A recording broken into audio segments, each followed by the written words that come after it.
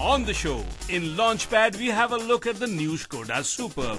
In Wheelspin, we compare the entry-level luxury sedans, Audi A3 and the Mercedes CLA. In the best of luxury driving, we drive the Mercedes CLA to Fatehpur, Sikri and Bharatpur.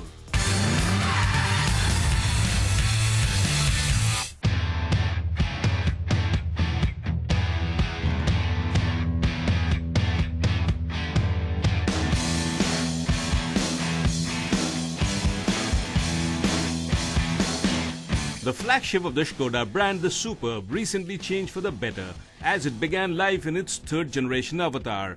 Recently, Skoda showcased this new Superb in its global headquarters in Prague to the world media at its global premiere. The Superb is best known luxury car from the Skoda stable and till date has sold over 7 lakh units.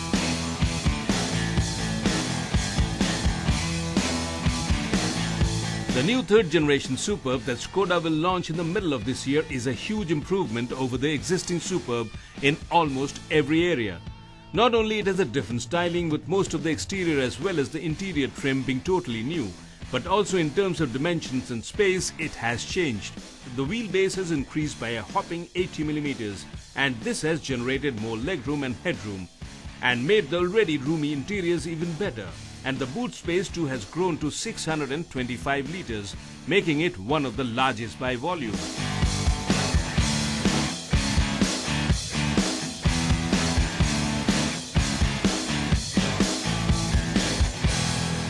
In terms of connectivity, it is now vastly improved, and also in terms of driver systems, it comes with many features like new generation park assist, which will make life very comfortable. The new Superb will be sold with 4 petrol engine options and 5 diesel engine options to suit the varied requirements of its customers. The engines too are new generation and have lower fuel consumption rates as well as lower emission rates, and they comply with the Euro 6 emission norms. The engines are mated to a 7-speed dual-clutch automatic transmission except for the base petrol variant.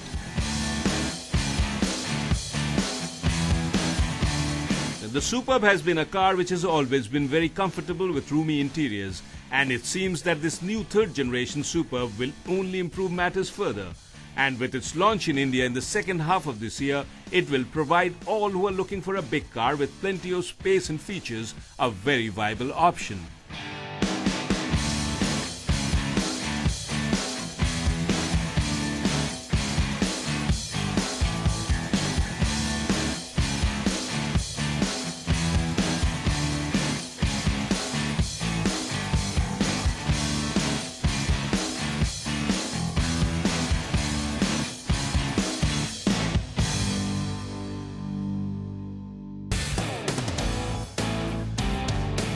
Audi had launched the A3 in August last year to ensure that they keep the bragging rights of being the highest volume seller of luxury cars in the Indian market. The A3 is positioned as an entry-level luxury sedan. And the A3 is just that, a peep into the world of luxury cars without actually getting you there. It's a car which is narrow, which is cramped, but loaded to the brim with all kinds of goodies. Name it and you find the gizmo here. In fact, it's quite a nice car to drive, and like most things German, it drives like a well-oiled machinery. It's smooth, there are no vibrations, and it does manage to get you to the 100-kilometer mark in just over 7 seconds. Not bad for a car in this segment, really. But the only problem I see with this A3 is that the Germans think alike.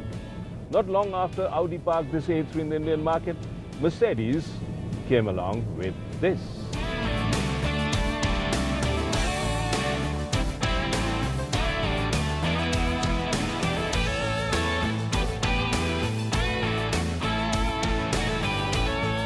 CLA from Mercedes-Benz, and this can prove to be the game changer for this segment with her striking looks and might just spoil the Audi A3 party a wee bit.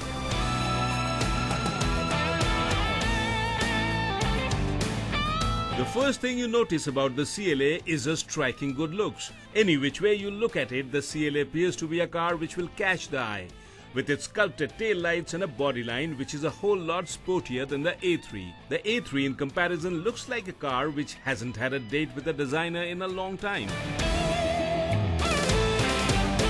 At first look, these two cars appear to be so similar that in fact I had to pull out the spec sheet to really make out the difference. And what the spec sheet here tells me is that the CLA is longer of the two at 4.6 meters, while the Audi A3 here is 4.4 meters. But the A3 is also wider of the two, and the CLA is taller of the two. But what difference does this really make in terms of everyday driving? Not much really. What makes a difference is the wheelbase, and this is where the CLA wins. It has a wheelbase of over 2.6 meters, which means it should have more space inside, and of course the boot is bigger of the two at 470 liters. Time for us to get inside and see if this is really true. The A3 here is positioned as a luxury compact sedan. And once you park yourself on the rear seat of this car here, you realize what the word compact means. It means shortage of space. And that's exactly what the A3 rear seat is all about. When I adjust the driver's seat for my size and get into the rear seat, then my knees keep banging on the back of this seat. Plus, there is just about adequate shoulder room, which means that this back seat here is just good for two adults and nothing more than that. And if you're traveling long distance in the back seat, you will be a bit uncomfortable for sure. But then the shortage of space is somewhat compensated by the conveniences you have. You have individual air conditioning here, a 12-volt socket here, and an armrest which can double up as a storage space. So overall, the seats are quite comfortable, wrapped in nice quality leather, and you feel quite good in spite of the fact that your knees keep banging on the back seat of the driver's seat.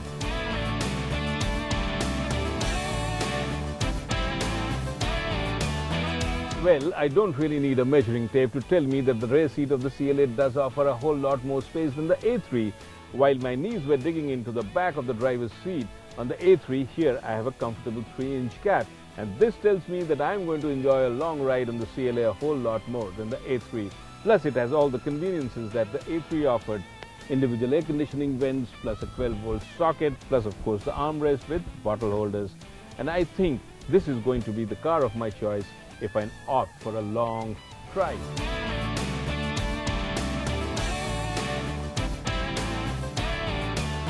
If space is one area of consideration and the other being the quality of interiors and the features, then it is now time to see which of the two really has it. If you step inside the A3 and you really expect things to be very spectacular or grand here, you are bound to be disappointed, because at very best the things are here only very basic, although they don't look bad. And there are bits and parts of elegance, including the turbine-shaped aircon vent here with chrome surround, which looks quite nice, and the golf ball-shaped gear lever, which feels and looks rather good. The steering wheel here is a leather-wrapped affair, which feels very good to hold with multifunction buttons on it, but the instrumentation here is again very basic. The only hint of a drama really comes when you switch on the ignition, and you find this MMI display here popping out of the fascia. Looks rather good.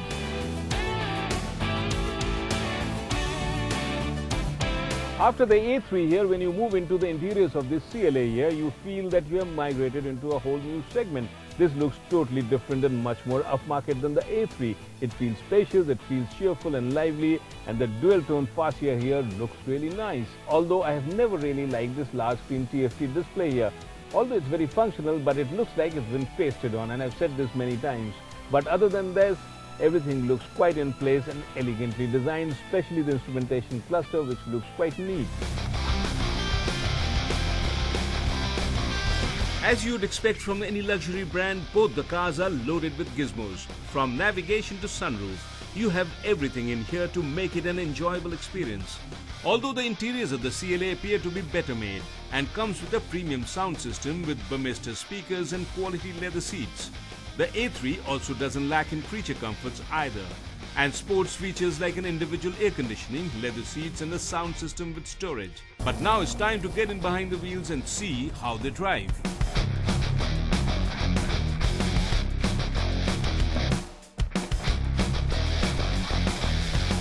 The CLA is powered by a 2-liter petrol engine, which produces 181 brake horsepower and 300 Newton meters of torque. In comparison, the A3 is powered by a 1.8-liter petrol engine, producing 177 brake horsepower and a much lower 250 Newton meters of torque. But in terms of fuel efficiency, the A3 has a slight edge over the CLA, as it returns 16.6 kilometers to a liter, as compared to the CLA, which manages a marginally lower 15.04 kilometers to a litre.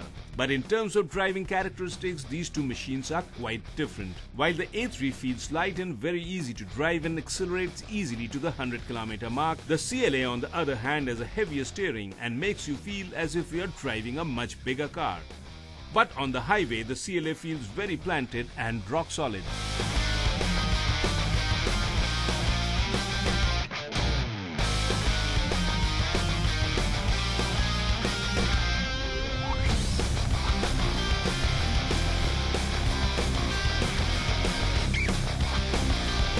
If you are looking to buy an entry-level luxury sedan, then these two cars are pretty much the choice you have got.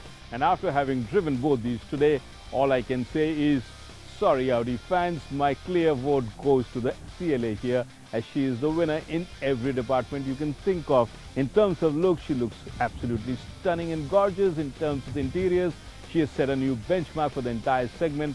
And in terms of space, she offers more than the A3 here. In terms of drivability, it's true that the A3 here is a little more fuel efficient than the CLA here, and she drives really nice and easy. But the CLA feels more like a big car and stays planted on the highway. So overall, I think the CLA wins in most of the parameters we have except for one, and that is the pricing. And this is where the A3 has a huge advantage, as it is substantially cheaper than the CLA. But then remember, you have to pay more for a good car.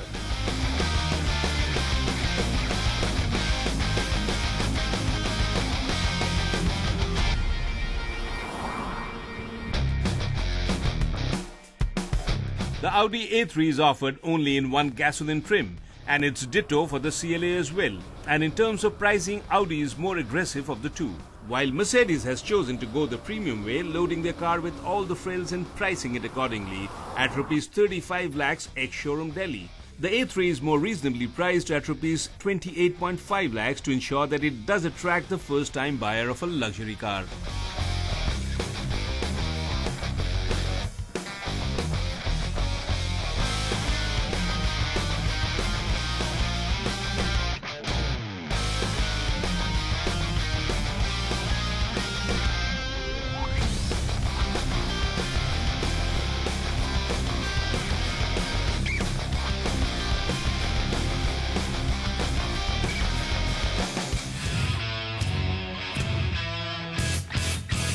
Headed to Fatehpur, Sikri, and the tomb of Sheikh Salim Chishti, which lies there, is supposed to be such a magical place that all wishes are fulfilled. And it looks like this is already working in my favor, because I have on my hands what is a car that's all that I could wish for, the Mercedes CLA. And I haven't even reached Fatehpur, Sikri yet. My wishes are already coming true, so I hope that eternal happiness, success and good health will follow. Let's go!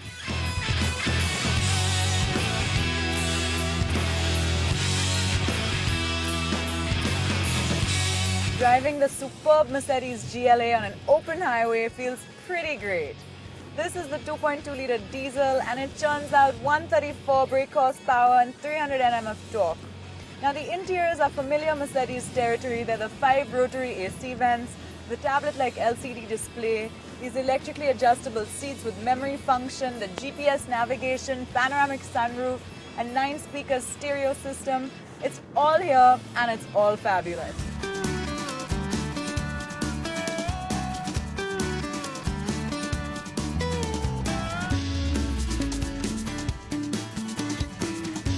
The magnificent Fatehpur Sikri is located 40 kilometers west of Agra, and it's an easy day trip from Delhi. It's a World Heritage Site and was the capital of the Mughal Empire under the reign of Emperor Akbar in the late 16th century, but only for under 2 decades. It was abandoned because it turned out that water there was in very short supply. I've arrived at Fatehpur Sikri, and as you can see, there's Hiran Minar behind me. Now, the story of how this city came to be built goes something like this. Apparently, Akbar had come here to consult the Sufi saint Sheikh Salim Chishti, and he prophesied the birth of an heir to the Mughal throne. And when this prophecy came true, Akbar decided to build his capital here. So, Fatehpur Sikri, in fact, comprises a huge fort, 3 palaces, one for each of Akbar's wives, supposedly a Hindu, a Muslim, and a Christian. And of course, it has the famous tomb of the Sufi saint. So, I'm very intrigued and I'm all set to discover.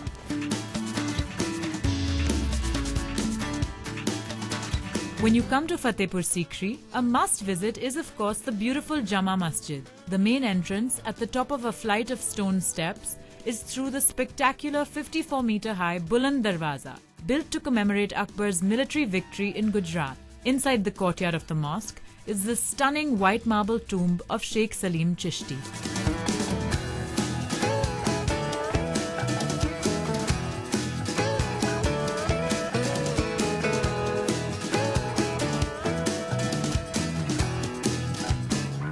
Fatehpur Sikri, as the name suggests, is divided into two parts. There's Fatehpur and Sikri. And what I just saw was Fatehpur, where the Dargah of Salim Chishti and the Jama Masjid lie. Now I'm off to Sikri, which is where all the palaces and courtyards of Akbar lie.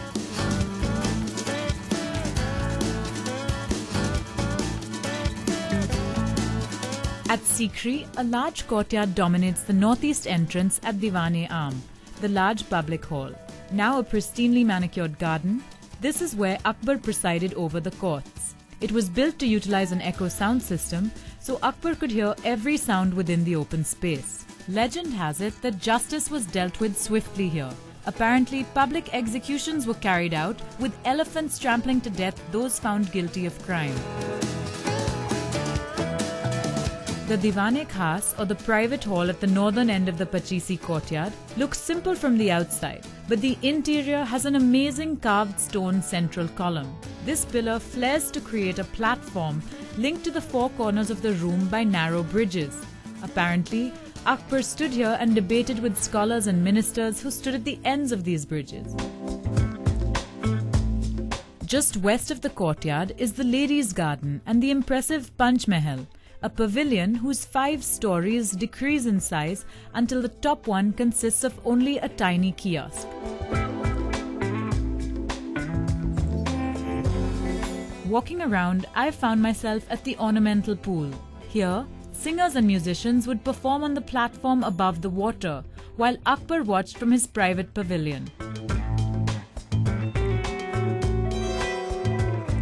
Heading west from the ornamental pool takes you to the palace of Jodhabai, Akbar's Hindu wife said to be his favorite. It brings together Hindu and Islamic artistic styles, reflecting the emperor's tolerant religious beliefs.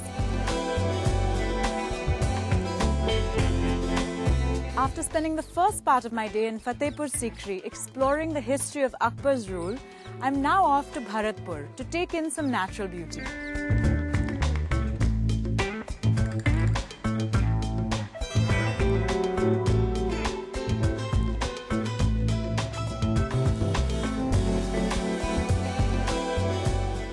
I've reached Bharatpur and I can only hope that the birds are waiting for me. I'm at Keoladeo National Park and I can't wait to go inside.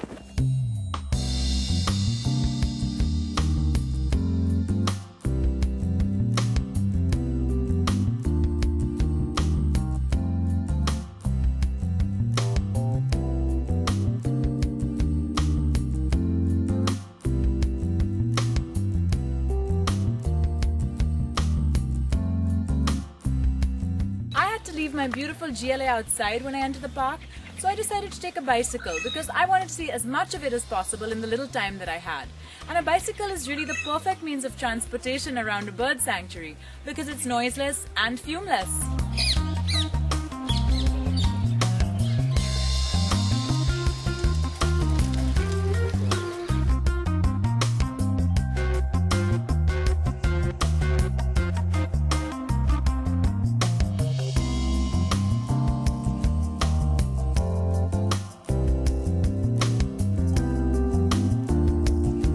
Keoladeo National Park is also a World Heritage Site and attracts conservationists and ornithologists from all over. Alongside birds, the park is home to deer, wild boar, jackals, and several amphibian and reptile species.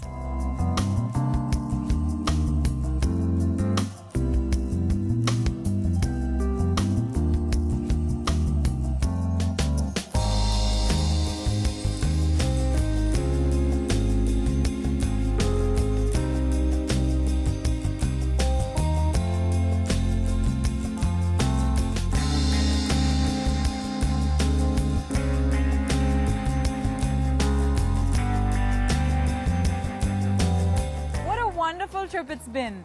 I got to see all the enchanting monuments at Fatehpur Sikri and all the bird and animal life at the Bharatpur Sanctuary. I couldn't have asked for more on this trip, and I have so much to reflect on as I get back in the gorgeous GLA and head to Delhi. See you next week.